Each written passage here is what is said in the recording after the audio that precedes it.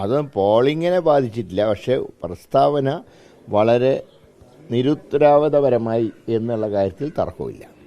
കാരണം പാർട്ടി നിലപാട് വിധി വന്ന ഉടൻ തന്നെ KPCC പ്രസിഡന്റ് പ്രഖ്യാപിച്ചതാണ്, നയം വ്യക്തമാക്കി. ആ നയത്തിനെതിരായിട്ടുള്ള ഒരു സ്റ്റേറ്റ്മെൻറ്റാണ് ഇന്നലെ വന്നത്, അടൂർ പ്രകാശിൻ്റെ ഭാഗത്തുനിന്നുണ്ടായത്. അത് ഇന്നലത്തെ ദിവസം കാലത്ത് പോളിംഗ് കഴിഞ്ഞ് പുറത്തിറങ്ങുമ്പോൾ അദ്ദേഹത്തിനെ പോലെ ഒരാളോട് ഇതൊന്നും പറഞ്ഞ് മനസ്സിലാക്കി കൊടുക്കേണ്ട കാര്യമില്ല.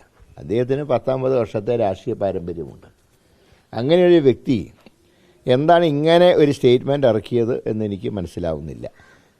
ഏതായാലും അത് വളരെയധികം പ്രയാസങ്ങൾ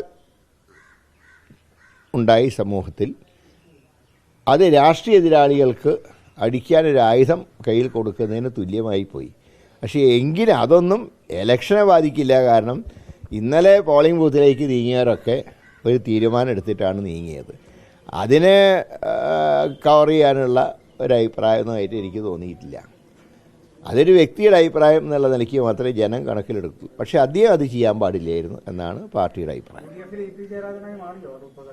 അല്ല, ഞാൻ പറയാം, UDF എന്ന് പറയുന്ന ഒരു സംവിധാനത്തിൻ്റെ യോഗങ്ങൾ വിളിച്ചു കൂട്ടുന്ന ഒരു പ്രധാന ജോലിയാണ് കൺവീനർക്കുള്ളത്. പാർട്ടി കാര്യങ്ങൾ അഭിപ്രായം പറയേണ്ടത് KPC പ്രസിഡൻറ്റിനെയാണ്. ആ അവകാശം മറ്റാർക്കും ഇല്ല. അതുകൊണ്ട് തന്നെ പാർട്ടി പ്രസിഡന്റ് വളരെ കൃത്യമായി ഈ കോർട്ടിൻ്റെ തീരുമാനം വന്നപ്പോൾ തന്നെ പാർട്ടി നയം അദ്ദേഹം വ്യക്തമാക്കി. അതാണ് പാർട്ടി നയം.